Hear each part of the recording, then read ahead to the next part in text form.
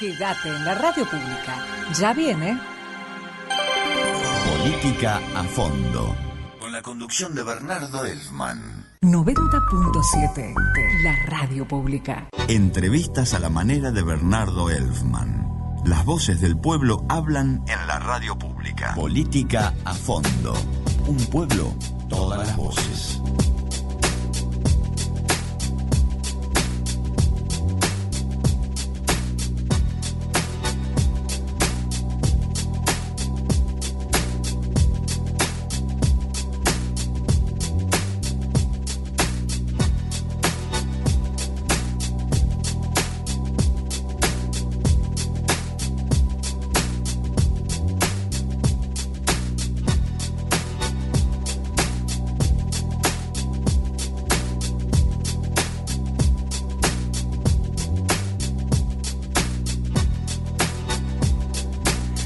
Muy buenas tardes, bienvenido, pasaron 6 minutos de las 20 y estamos por supuesto en la radio pública de Marcos Paz desde el estudio Rodolfo Walsh al mundo. Le agradecemos al Gurko Marán y ahora por supuesto a Panchito Machado, que están ambos, ¿no? Primero el Gurko en la musicalización, operación técnica, y ya arrancamos con Panchito.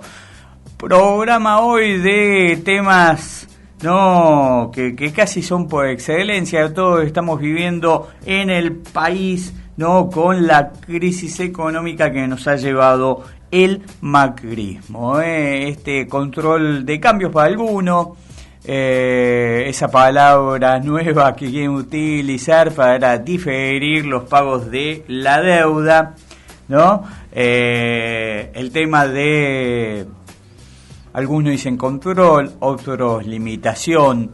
Es un cepo, ¿no? O algunos jugando con el pro de Mauricio Macri dicen CEPRO. Ahí está. Y hoy hablamos, ¿no?, con un integrante del CEPA. El CEPA es el Centro de Estudios Política Argentina. Nos estamos refiriendo, ¿no?, al licenciado Mauro Rojas. Y que con él hablamos de esta decisión, ¿no?, tomada como manotazo ahogado de parte del gobierno nacional, a ver si cambia un poquito la historia. En realidad, si cambia la historia de millones de argentinos, están pasando muy mal. Uno sabe que va a ser tarea más que de misión imposible, ¿no? Porque si estuviste 4 años y todo fue un desastre, modificarlo en un par de meses, de acá a octubre al 27, no, falta menos de 2 meses y 2 meses más para entrega del poder el 10 de diciembre. Así que todo se va complicando, las tasas siguen altísimas, las reservas siguen bajando, ¿no? Y tuvieron que implementar este control de cambios, ¿no?, o cepo, para que no se sigan fugando los dólares, que fue la norma distintiva de este gobierno de cambio. Hemos escuchado que decía Mauro Rojas en la radio pública de Marcos Paz hoy por la mañana. La mañana con vos, por la radio pública de Marcos Paz. Un pueblo, todas las voces. Estás escuchando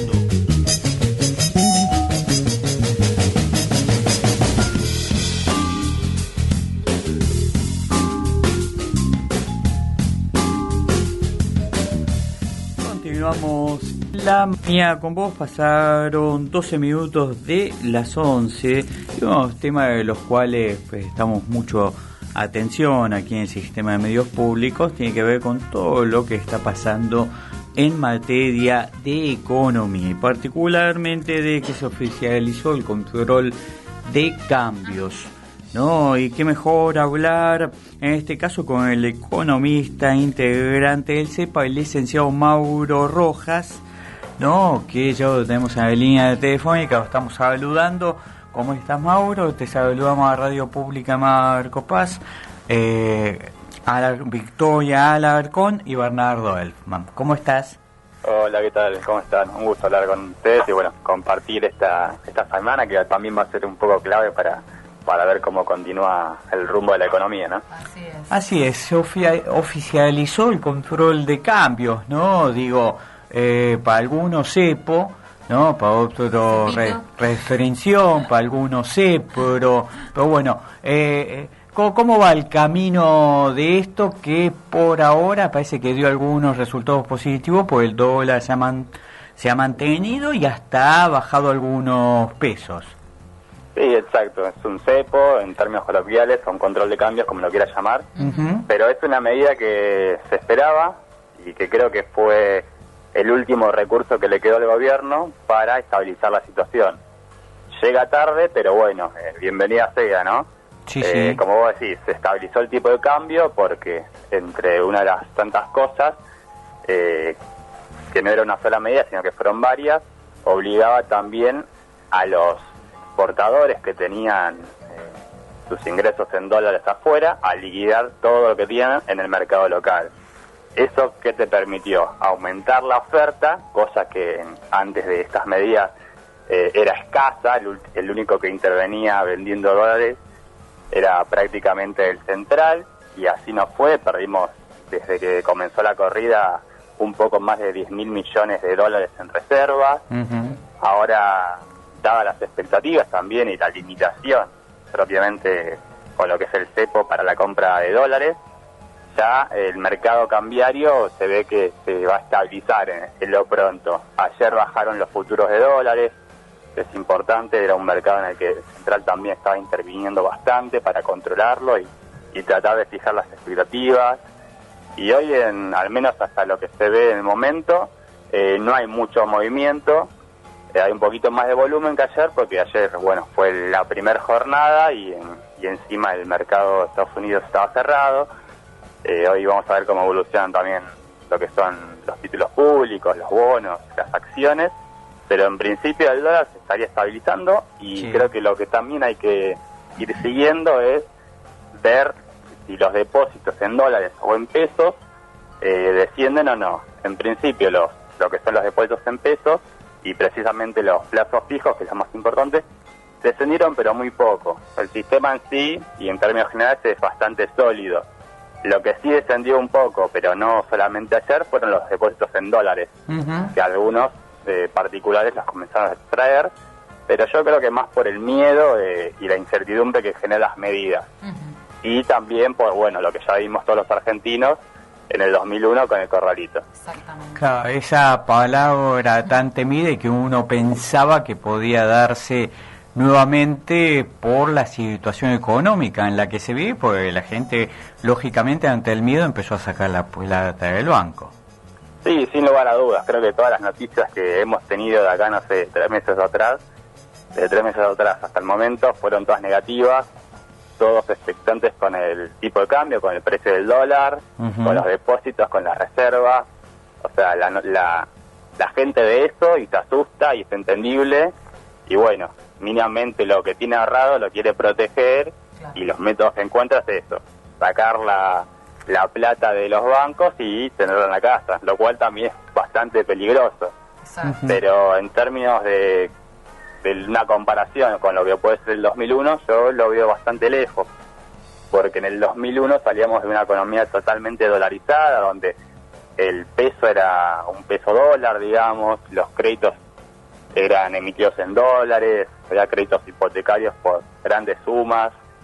Yo veo una situación distinta. Si bien no estamos en las mejores de las situaciones, lo veo un poco alejado la idea del corralito posible. Obviamente hay que ver cómo evolucionan. Esta semana va a ser clave. Yo creo que va a ir mermando el retiro de dólares. Una vez que eso se genere, por ahí la confianza vuelve y los depósitos vuelven. Y yo creo que sería bastante positivo, porque el dólar también es una variable que te mueve absolutamente todo. O sea, todavía no estamos viendo la magnitud del salto de alrededor del 25 o 30% que fue las PASO. Eso claramente va a impactar en los precios. Y ahí también tenemos que empezar a discutir la economía real otra vez, cómo se terminó ajustando el salario real y cómo va a bajar el nivel de consumo. Ahora estamos expectantes de todas las variables financieras, lo cual es importante también porque es lo urgente, pero también vamos a tener que atender la parte real de la economía. Así es.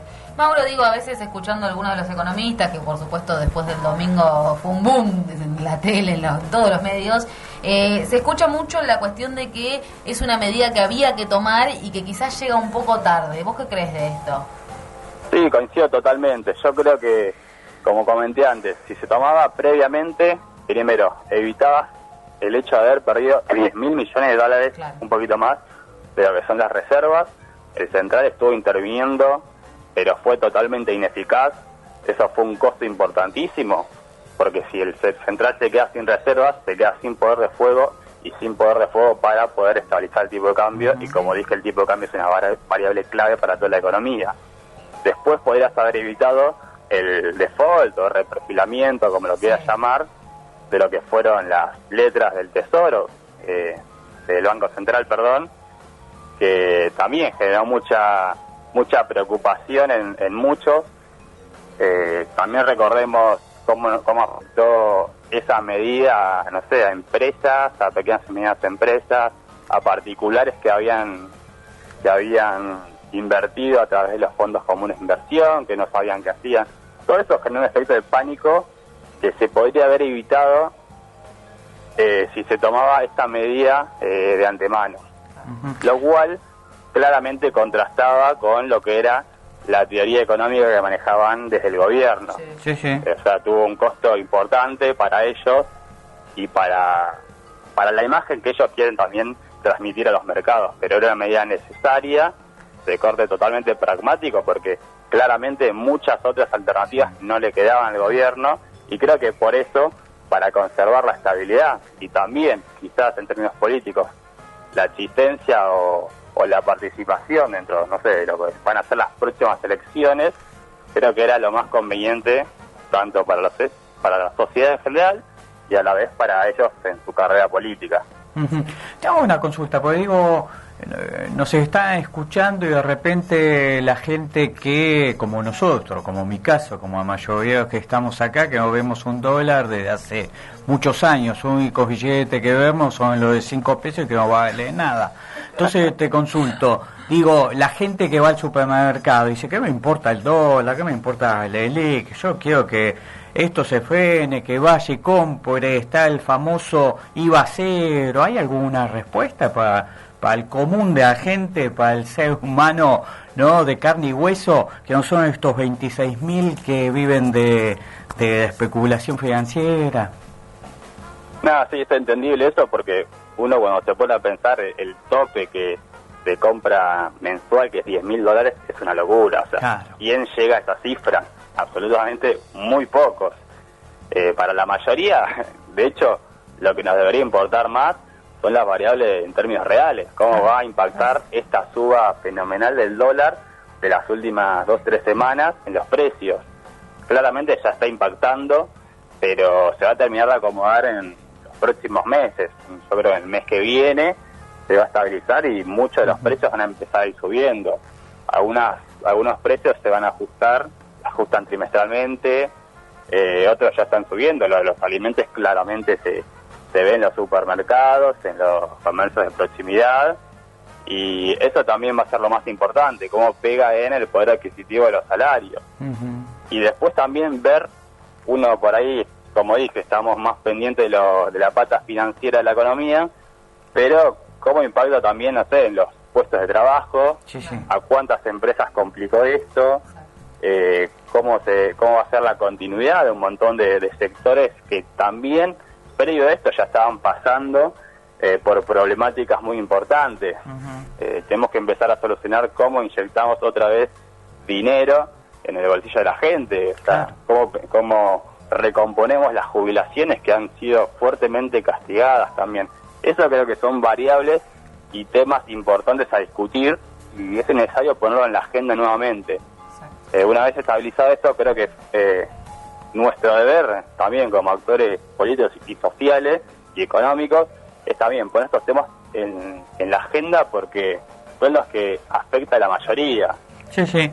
Te hago la última de mi parte, y volviendo sobre el tema de aquellos que compran dólares y que pueden comprar, ¿no?, más allá del tope que se puso de los $10.000. Según el gobierno, según Guido Sanleris, son apenas 26.000 personas. ¿Estas son las que joden al país? No necesariamente. Yo creo que también un sector muy chico, pero creo que lo que venía jodiendo al país en sí no es quién puede haber comprado o puede comprar dólares ahora o antes, sino que es un modelo que prácticamente no cerraba por ningún lado. Sí, sí. O sea, el gobierno, desde que asumió, ha emprendido distintas políticas de liberalización de la economía, que yo creo que fue lo que condujo a esta situación y bueno, a que el gobierno en última instancia tome esta medida. Pero hay que recordar medidas que ahora justamente retrotrajo, pero una de las medidas más importantes es el hecho de eliminar la estadía mínima de los capitales. O sea, con el supuestamente cuento de que así van a venir más inversiones, cosa que no sucedió, o solo vinieron inversiones especulativas, así como esas inversiones venían, también de un día para el otro podían salir, cosa que eso sucedió y vino sucediendo. Eso te generó mucha inestabilidad, eso te generó la verdadera fuga de capitales, porque los que joden a la economía son los que ya salieron, no son los que ahora los que pueden comprar hasta $1.000 o más o menos, pero claramente los que ya hicieron la gran fortuna, los que hicieron en su momento el famoso carry trade de por un tipo de cambio planchado, entrar, hacer una ganancia importante en tasa de interés en pesos, después pasarlo a dólares y salir, esos son claramente los jugadores que por ahí le hicieron más daño a la economía, pero también hay que entender que el gobierno facilitó todas esas medidas y toda esa entrada de capitales y salida. Y después también, otra de las medidas importantes, que yo creo que es necesario discutirlo, es que la Argentina es muy dependiente de sus exportaciones que provienen del agro. Y el gobierno le permitió, como dije en su momento, tenerlas afuera o no liquidarlas o no entrarlas al país. Y la Argentina es muy dependiente de eso. Eso creo que es clave, porque si los pocos dólares que la Argentina genera no entran al país, claramente tu demanda de dólares va a ser mucho mayor que tu oferta. Y ahí te genera una inestabilidad importante. Yo creo que fue un conjunto de medidas tomadas por el gobierno que llegaron y posibilitaron llegar a esta situación. Creo que lo que hay que discutir es el modelo económico, creo que hay que discutir un montón de medidas de comercio exterior, de regulación de los capitales, sin miedo, porque claramente estas políticas nos llevan a situaciones límite. Mauro, te hago también cortita la última, un poco, bueno, estamos cerquita ya del 27 de octubre, después del 10 de diciembre y todos podemos prever, o al menos eso nos dejó ver el 11 de agosto, que va a haber un cambio de gobierno. Y te pregunto, por un lado, cortito, ¿qué depara, ¿no?, en materia económica lo que tiene que ver para el próximo gobierno? Y por otro lado, si hay posibilidades concretas y reales de crecer en materia económica en 2020.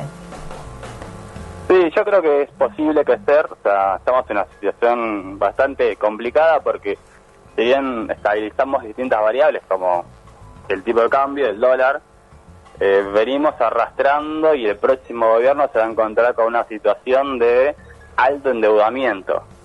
Eso es una variable clave y te va a condicionar toda la política económica. Yo creo que lo primero que va a tener que hacer el gobierno va a ser negociar con los acreedores en principio, para realmente establecer un plan de pagos a posterior, estirando los plazos, pero también enmarcado en un programa de crecimiento. Y yo creo que el gobierno ya lo venía planteando. Tenemos que crecer para pagar, que fue lo que en un momento sucedió con el gobierno del 2003. O sea, claro, en su momento también se decía, y no podemos crecer, no podemos generar los ingresos para posteriormente pagar la deuda. Y yo creo que vamos en ese marco también, y creo que el único camino que existe, primero se necesita crecer, primero se necesita volver a producir, se tiene que volver a consumir, recomponer un poco los salarios que quedaron muy deteriorados.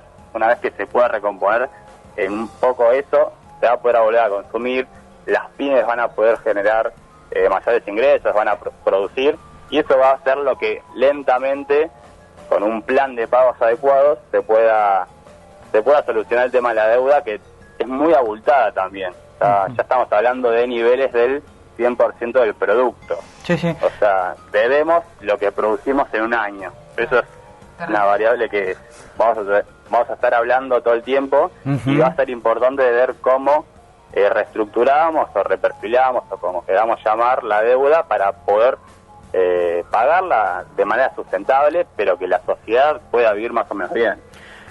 Justamente con lo que estás planteando me viene a memoria para una última pregunta. Digo, si al fondo no le interesa un pomo, si nosotros crecemos, no crecemos, ¿cómo se va a discutir en esos términos? Pues estaba un gobierno que sabían que jamás lo iba a poder devolver. Sí, eso es clave también. Lo que se vio con el fondo fue básicamente el financiamiento a lo que fue la campaña del gobierno actual, más que un plan realmente de préstamo sustentable. Yo creo que no sé si se esperaban que gane abruptamente por un gran margen la fórmula Fernández, y yo creo que por los gestos que se vio desde la fórmula potencialmente ganadora, se va a intentar pagar, pero como te dije, privilegiando la situación de la población argentina. Es muy difícil, es un actor difícil el Fondo Monetario Internacional, y yo creo que lo que vamos a estar viviendo en caso de que asuma Alberto Fernández es un escenario de tres actores: el gobierno defendiendo los intereses del pueblo, el Fondo Monetario Internacional queriendo defender simplemente el repago de del préstamo que le hizo, y los acreedores internacionales, que son otros actores distintos. Y ahí claramente uno va a tener que perder o va a tener que dejar algunas aspiraciones de lado.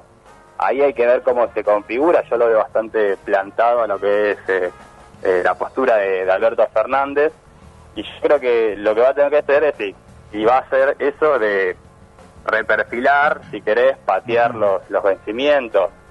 No sé si recortar el capital, o sea, lo que se debe en sí, pero sí creo que va a tener una posición importante, y más con el acompañamiento amplio que le dan los votos. O sea, es importante también, en caso de que gane por mucho margen, para después, en caso de tener que reformular alguna ley o sacar algún decreto, tenga bastante apoyo popular, y eso le va a permitir dar mucho más lugar a poder manejarse en este escenario complicado que vamos a tener de cara a lo que viene.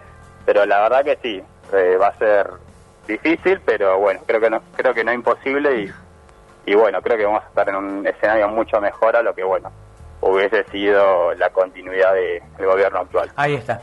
Mauro Rojas, muchísimas gracias por estos minutos con la Radio Pública Marcos Paz. No, muchísimas gracias a ustedes, es un placer hablar. Un saludo muy grande. Ahí está, pasó, como decíamos, Mauro Rojas, integrante del CEPA.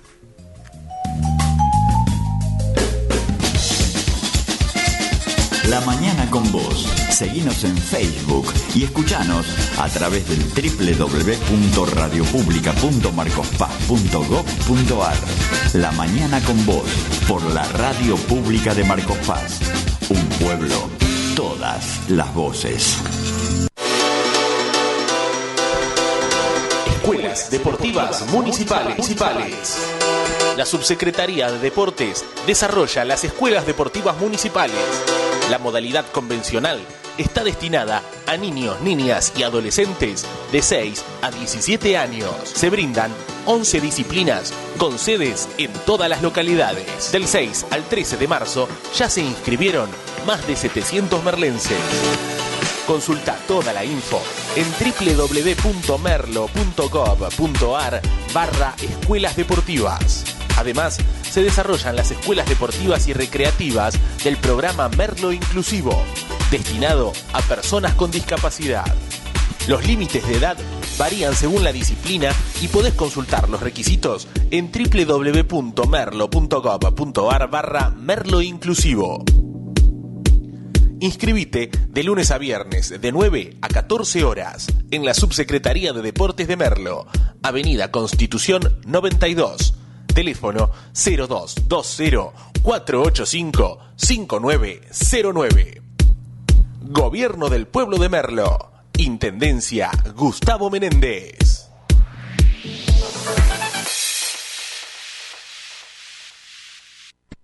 Espacio publicitario. Autoservicio Michiche 2, en San Martín 171. Comestibles, vinos, verdulería, artículos de limpieza y perfumería, precio y calidad. Usted ya nos conoce y seguro que a un amigo nos va a recomendar. Por nuestra atención y mucho más, vení a conocernos. De lunes a lunes, los domingos también por la tarde. Pedidos a domicilio sin cargo al 477-0085.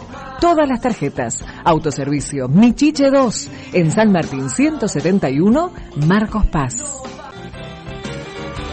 Doctor Maximiliano Enrique Sous. Penal Civil Laboral. Horario de atención: lunes, martes, jueves y viernes de 16 a 20 horas. Sábados de 10 a 12 horas. Pueden comunicarse a estudiosous@yahoo.com.ar.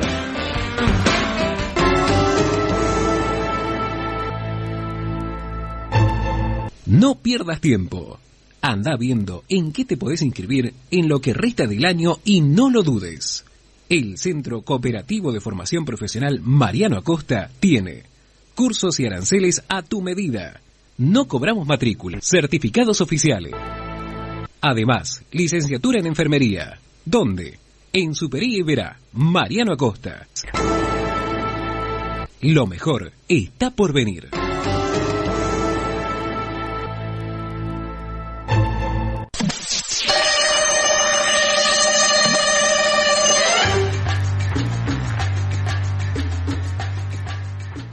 El Emporio Marcos Paz, de Luón y Hermanos, todo en cuotas, al más bajo interés, atendido por sus dueños, en Sarmiento 2098, esquina Carlos Pellegrín, teléfono 477-1484, garantía y precio más bajo. El Emporio Marcos Paz.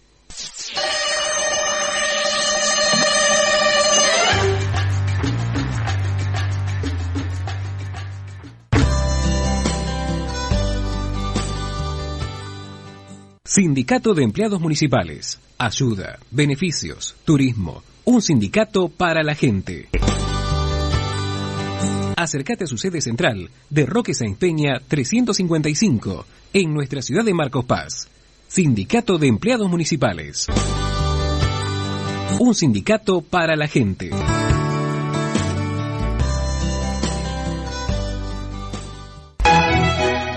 Para pagar tus servicios e impuestos con mayor seguridad, ahorro de tiempo, más comodidad, ningún costo adicional. ¿Dónde? En Pago Coop, la cooperativa de Mariano Acosta. Sí, en la calle Superí 660, entre Homero y Heredia. Otra muy buena posibilidad que nos da la cooperativa telefónica de Mariano Acosta.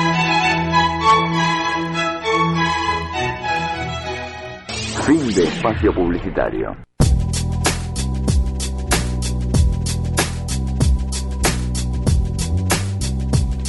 Seguimos con más voces para entender lo que pasa en la economía. Había un programa que decía, ¿es la economía estúpido? Bueno, nosotros creemos, o por lo menos yo creo, que la política tiene que estar arriba de la economía. Bueno, se está haciendo todo mal en el país, todo al revés. Este gobierno, que nunca implementaría el cepo, lo tuvo que hacer porque si no se trabajaba a este gobierno sin lugar a dudas.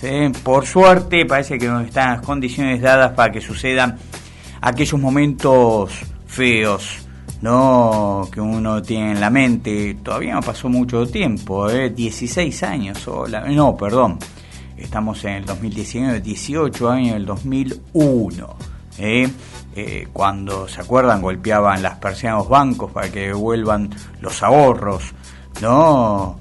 El famoso corralito. Bueno, parece que todo está dado para que eso no suceda, pero por supuesto está corrida bancaria, hay, la gente está sacando la plata de los bancos, por eso el gobierno hizo esta medida de última, que es el control de cambio o cepo. Vamos a seguir con más voces, como te decía, vamos a escuchar para entender un poco más justamente a alguien que no solo es economista y historiador, sino que es docente y explica muy bien todo lo que estamos viviendo. Me refiero a Bruno Napoli. Estás escuchando La Mañana con Vos por la Radio Pública de Marcos Paz. Un pueblo, todas las voces.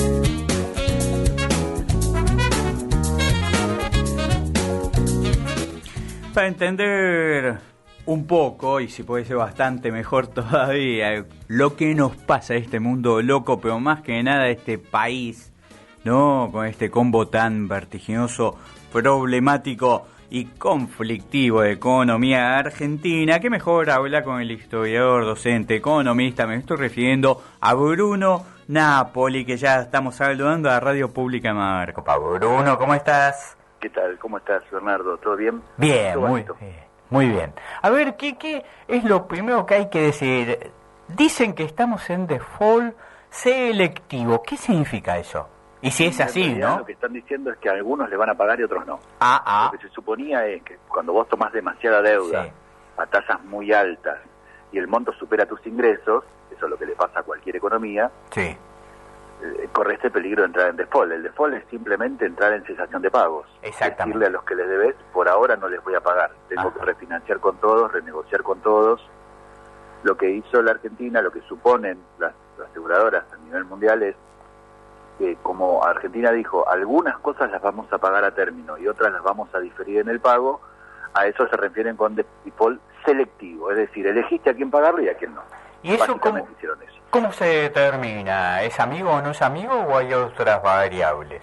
Perdón, porque te escucho muy bajito. Sí, disculpa, Bruno. Decía, ¿cómo se determina eso? ¿Es amigo al que debo y veo si de pago o no? No, en este caso no. Vos sabés que acá no hubo distinción entre amigos y enemigos porque en realidad muchos de los amigos del gobierno están enojadísimos con este gobierno. Porque además de no beneficiar a nadie en general, tampoco benefició a muchos de los amigos que se suponían que iban a ser beneficiados. Están todos con el grito en el cielo. Vos pensás que este gobierno puso como estrellas de la inversión los fondos comunes de inversión y ayer tocó el capital de los fondos comunes de inversión. Dijo que no los van a pagar, te van a pagar solo a las personas físicas, no a las personas jurídicas. Es decir, a la persona que haya invertido en un fondo común de inversión le van a pagar, pero a la empresa que haya invertido en un fondo común de inversión no le van a pagar por ahora. Con lo cual no discriminaron amigos y enemigos, sino realmente el problema que tienen es de liquidez. A ver, este gobierno en 4 años agotó todas las reservas dilapidando el dinero en pagar deudas que pedía el mes anterior y fugando el dinero al exterior. Es el gobierno que más fuga de capitales tuvo en la historia argentina. Con lo cual, uno supone que ya no pueden discriminar entre amigos y enemigos. Le van a pagar al que pueda y como puedan. Pero igual, ojo, nosotros no sabemos qué va a pasar, no dentro de un mes o dentro de una semana. No sabemos qué va a pasar hoy a la tarde en Argentina. No sabemos qué va a pasar no mañana, hoy a la tarde. Nosotros estamos lejos de la City, digo, aquí en Marcos Paz, capaz vos más cerca, no sé dónde estás, digo, ¿en cuánto se movió hoy el dólar, sabés? El dólar está en 60, va y viene por los 60 pesos. Yo no sé cuánto está ahora en este momento mientras estamos hablando, pero ese es el punto. Claro. Empiezan las 10 de la mañana, ya desde las 9 hay rumores todos los días de a cuánto va a estar, a las 10 de la mañana ya es un caos, y a las 3 de la tarde puede cerrar en cualquier precio. Vos pensás que el 12 de agosto subió el 30% en una hora, no en un día, en una hora. Claro. Donde la mayoría nos empobrecimos y hubo un sector que ganó mucho dinero, ¿no? Sí, porque vos tenés un problema serio en la economía argentina que no te pasa en ninguna otra economía. En Argentina, en cualquier país, si sube o baja el dólar, eso beneficia más o menos a exportadores e importadores. Porque son los que manejan el dólar. El importador los necesita para comprar cosas, insumos, y el exportador necesita esos dólares para vender sus productos. ¿Está claro? Ahora, el problema en Argentina es que vos tenés atado al precio del dólar tus tarifas públicas, tu comida y tu petróleo. Entonces, sube el dólar, te sube todo. No hay manera de parar la inflación si vos tenés lo esencial de la vida cotidiana, que es la comida, la luz, el gas y el agua y la nafta, o sea, el combustible, atado al precio del dólar.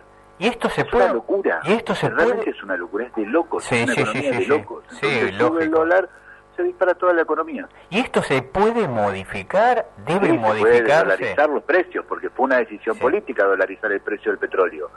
Vos tenés que desdolarizar eso. ¿Cómo desdolarizás la comida? Poniéndole retenciones, como hacen casi 90 países en todo el mundo, que le ponen retenciones a sus productos de exportación para que sus habitantes no lo paguen a precio dólar. Es fundamental eso, claro que se puede hacer, y se puede desdolarizar las tarifas, por supuesto, hay que ponerlas en relación con los sueldos, no con el dólar. ¿Cómo voy a poner la luz en relación al dólar si yo cobro en pesos? ¿Por qué hizo todo mal este gobierno? Digo, porque hay dos cuestiones ahí muy interesantes que me parece que desatan esa pregunta. En principio hay una cuestión ideológica, son liberales. ¿sí? Y el liberal te dice, vos liberás las fuerzas de la economía que después se van a arreglar solas. Eso es lo más anticientífico que hay, lo de la mano invisible del mercado es algo anticientífico. No es serio seguir hablando de la mano invisible, porque de hecho vos liberás las fuerzas del mercado y se comen entre ellos. Ahora se están sacando los ojos entre ellos a ver quién cobre y quién no, por ejemplo. Eso por un lado, es una cuestión ideológica. Por otro lado, hay grandes negocios de amigos. A ver, aumentaron los peajes de toda la Argentina y le dieron la concesión por 30 años. ¿Quién era el dueño de peaje? Macri. Mirá qué casualidad. Aumentaron todas las tarifas ligadas a la energía. ¿Quién era ministro? Aranguren, dueño de las energéticas. Sacaron los remedios gratis y los empezaron a cobrar. ¿Quién era el dueño de los remedios? El de Farmacity, Quintana, que era funcionario del gobierno.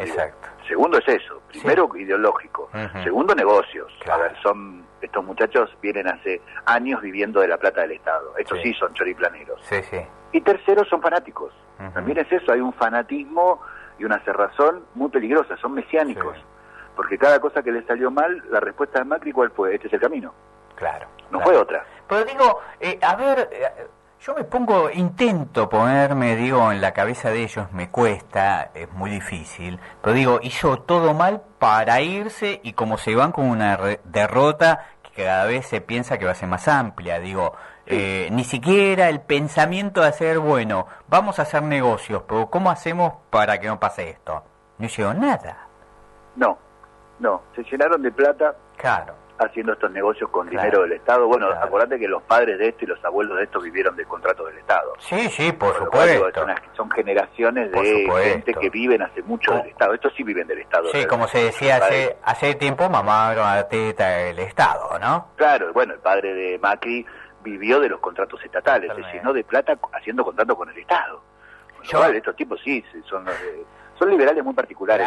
Y además porque odian el Estado, pero lo quieren tomar para hacer negocios. Totalmente. Yo recuerdo y siempre cuento una anécdota, ¿no? Yo trabajé en algún momento con los socialistas cuando era Consejo Deliberante y ahí aparece la empresa Manliva de Franco Macri, ¿no? Y una vez Norberto Laporta, concejal socialista, cuando se opone a que de Manliva Franco Macri, dijo, tengo 50.000 razones para oponerme a esto, que a 50 lucas verdes que pagaban por concejal para que eso salga, ¿no?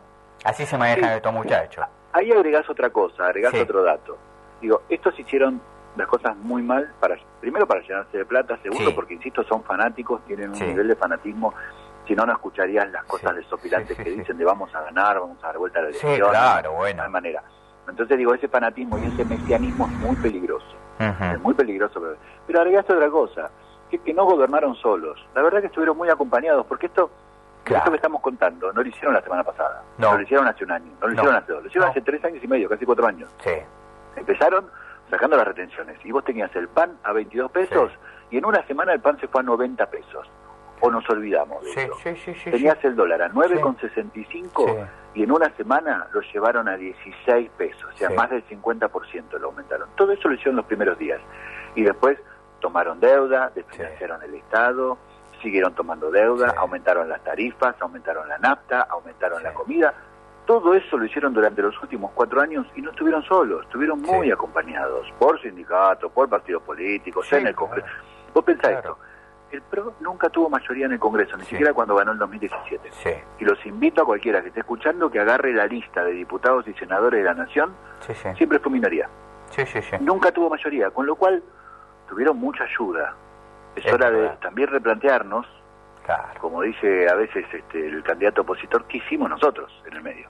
No, por supuesto, porque digo, si en algún momento tuvimos un Pichetto, que fue el jefe de la bancada, ¿no?, de, entre comillas, ¿no?, Nacional y Popular, y hoy lo tenemos con Mauricio Macri, uno tiene que poner a replantearse en dónde nos equivocamos, ¿no? Porque aparte ese tipo figuraba como jefe de la oposición hasta hace 2 meses. Sí, claro. Era el jefe de la bancada opositora hasta hace 2 meses. Sí, y después saltó a ser vicepresidente del oficialismo, candidato a vicepresidente del oficialismo. Cuando vos lo contás esto en el exterior no te lo creen. No. Me ha pasado a mí, hace poco en un viaje, no te lo creen. Dicen, no puede ser. Sí, el jefe que era el jefe del principal partido opositor de la Argentina, ahora es candidato a vicepresidente del oficialismo. No te lo creen. Bueno, entonces también no fueron solo ellos, sino que tuvieron mucha compañía de esta clase empresarial, política, sindical, que como vos dijiste con tu ejemplo, es bastante comprable. Sí, eso es un tema. Pensando en el presente, pero más allá en el futuro todavía, digo, ¿qué va a pasar? Ayer estaba viendo algún dato en internet que se habla para fin de año $1 casi a 100 pesos. ¿Puede pasar eso? ¿Sería una catástrofe? Lo que decíamos antes, puede pasar cualquier cosa. No se sabe qué puede pasar hoy a la tarde. Ahora están todos los que tienen bonos reclamando dinero y esperando a ver qué sucede y pensando a ver cómo actúan contra esto. Entonces puede pasar cualquier cosa. Nosotros no sabemos realmente qué puede pasar, porque ahora yo te declaro el default, te digo, che, mira, a vos te voy a pagar, a vos no te voy a pagar. Bueno, ahora vienen los juicios. Ahora vendrán los fondos buitres de nuevo, ahora vendrán los bonistas, ahora van a venir todos a reclamar su plata. Y todo tendrá que renegociar el nuevo gobierno, ¿no? Una cosa de loco. Y el tema es que casi no hay plata en el Banco Central, hay 14.000, 15.000 millones de dólares reales, de liquidez inmediata, o sea, la plata que vos dispones. El resto son pasivos, plata que le deben a Central y la cuenta como al patrimonio, pero quedó muy poca plata, no llegan con esa plata a diciembre. Entonces es muy complicada la situación, por eso te digo, no sabemos qué puede pasar hoy a la tarde. Recuerdo en algún momento, y te lo vuelvo a consultar hoy, Bruno, uno y a memoria y a cabeza, ¿no?, el 2001, y más todavía con esta película muy bien lograda, ¿no?, donde actúa Darín, donde actúa un par de actores más, no me acuerdo ahora el nombre de la película. ¿Cómo? La Odisea de los Giles, ¿no? Bueno, ¿se puede venir un corralito? Porque la gente me parece que va a empezar a sacar como loco a plata del banco. La gente está intentando sacar plata desde hace varios días. Están tratando de hacer rescates, lo que se llama rescates en el sistema financiero. Incluso desde el home banking, a veces lo permite, a veces el sistema no lo permite, a veces no figuran. La verdad, insisto que es muy difícil. Todavía hay dinero circulando en la calle, hay mucho, lo que se llama la base monetaria todavía es bastante amplia, pero hay pocas reservas en el central, porque la base monetaria es una cosa, que es el dinero que vos y yo tenemos ahora en el bolsillo, el que está circulando en la calle. Y ese dinero material y físico está. En el 2001 había desaparecido completamente. Explícame. Esa es una diferencia grande con el 2001. Claro.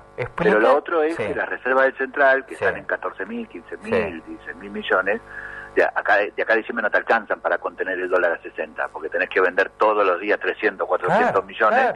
O sea, entonces lo que no se sabe es qué va a pasar con eso. El próximo gobierno, venga quien venga, uno sabe que por los números... el próximo gobierno... uno por los números ya casi da por hecho, igual hay que jugar, hay que pasar a octubre, ¿no?, que va a ser Fernández.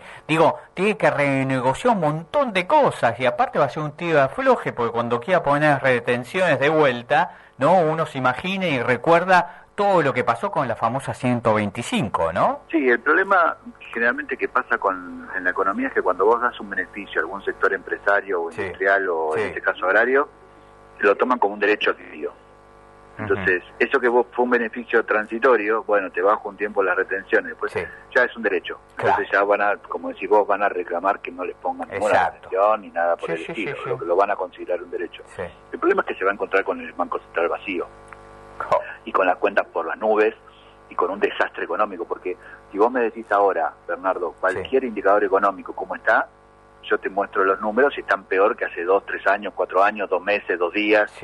Todo rompieron. Hay un solo indicador: déficit fiscal, déficit cuasi fiscal, déficit comercial, pobreza, indicadores económicos de inflación. Todo está peor. Todo está peor que hace 2, 3 años, un año, una semana. Dejan todo roto. No sé cómo va a ser el próximo. Sí, sí. Pues justamente, Bruno, lo que hablamos, ¿no? Estos son todos números, pero dentro de estos números hay millones de argentinos que están pasando mal, ¿no?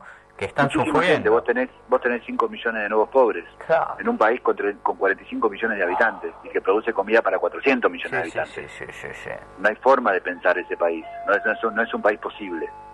No es un país posible en estas condiciones. Es un país posible con una inflación que llega al 60% anual. Alguna vez digo, Bruno, vamos a poder ser un país con políticas públicas y políticas de Estado en continuidad de se fue un gobierno, viene fulano y seguimos y avanzamos y no, digo, producimos y tenemos empleo.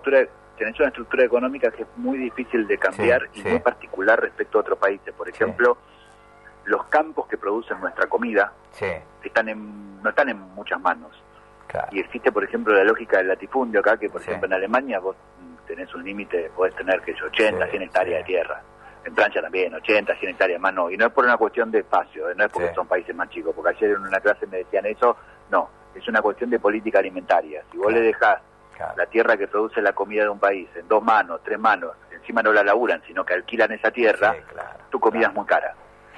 Porque depende de la renta de un solo tipo. En cambio, si vos distribuís eso, como hace Alemania, pues sabés que en Alemania el Estado le dice a los dueños de los campos qué tienen que sembrar. No lo deciden ellos. Yo una vez pregunté por qué, me dijeron, porque es una política de soberanía alimentaria. Si todos deciden plantar soja, nos quedamos sin trigo, entonces el Estado tiene que importar trigo y tiene que gastar dólares en importar trigo teniendo campo. Entonces distribuye el tipo de producción, dice, imagínate hacerlo acá eso. No, total, claro. Entonces vos tenés una estructuración, una estructura económica de arrastre que es muy difícil y muy anquilosada y muy conservadora. No en los sectores que menos tienen, sino en los sectores que más tienen. Una economía empresarial bastante concentrada, bastante extranjerizada. Eso no te permite desarrollar políticas a largo plazo. Por eso Alberto Fernández, el candidato de la oposición, está hablando de hacer un gran pacto. Porque va a tener que sentarse con estos grupos que son muy poderosos. Muy poderosos, a decirles, muchachos, hagamos algo en concreto. Porque él va a decir, yo desdolarizo la comida. Y los tipos van a aumentar igual el precio porque van a tener la excusa de que perdieron plata antes porque la crisis, por lo que sea. Entonces hay que llegar a un compromiso muy fuerte con estos sectores que además manejan la producción de la comida, manejan la producción del transporte de esa comida. Es complicado, estructuralmente es complicado. Y mientras tanto, ¿no? Los bancos se llevan toda y hay fuga de capital, le digo, lo que charlamos siempre con vos, ¿no? Nadie puso el cascabel al gato en la modificación de la Carta Orgánica del Banco Central, ¿no? Allá de la dictadura. Hicieron una gran diferencia, pero el negocio de los bancos igual no está en la diferencia que hacen con los ahorristas, está en el negocio de las LELIQ. Porque los bancos le prestan, la LELIQ es una letra de liquidez que le presta al Banco Central plata y a la semana el Banco Central le tiene que devolver esa plata, y le está pagando casi el 80%.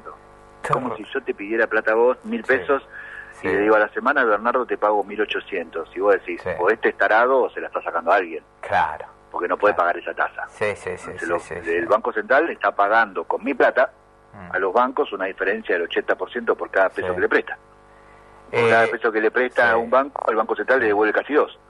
Y es mi plata, es la tuya, es la de la gente que está escuchando. Entonces es un negocio gigantesco para los bancos a partir de esta cosa esa es la famosa tasa del 80%, del 78% llegó a ser. Sí, una cosa de loco, no hay país que aguante con este combo están vaciando económico. El país con esta política. Te estoy contando 2 o 3 cosas que implican vaciar de recursos, de mis recursos, de tus recursos, porque no es plata de ellos, es plata mía, la juntan con mis impuestos esa plata. Entonces, son mis recursos los que se están llevando, a partir del negocio con los bancos y de la fuga de dólares, que es fenomenal.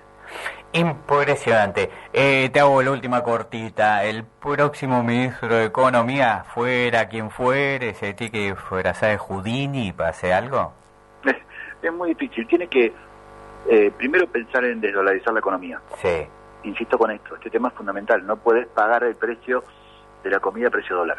Tenés que dolarizar el petróleo, o sea, la nafta, porque eso es el transporte de todo, y cuando aumenta eso, aumenta todo en cadena.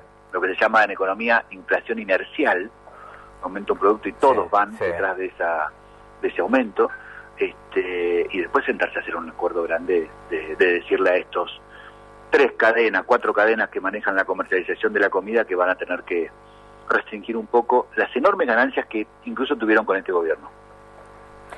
Clarísimo, estimado Bruno Napoli, la verdad, como siempre, un placer tenerte en la radio pública de Marcos Paz. Bueno, muchas gracias a ustedes. Así es, cuando alguien, ¿no?, que habla de economía hace fácil lo difícil, tiene un real sentido y está bueno para entender un poquito, porque cuando no entiendes, pues te estás engañando. Pausa.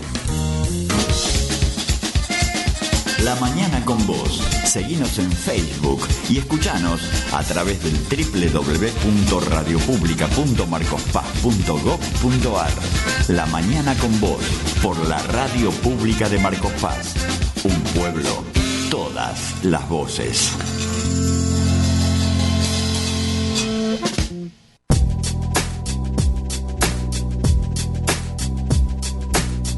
Continuamos en Política a Fondo, estamos en los últimos minutos y recién, hace minutos nos llegó un audio de parte del intendente de Merlo, Gustavo Menéndez, hablando de obras, ¿no?, donde él estuvo chequeando que vaya todo bien. Tienen que ver para terminar con inundaciones en el partido de Merlo y además se viene la construcción de una cancha de pato. Un minuto, esto decía Gustavo Menéndez.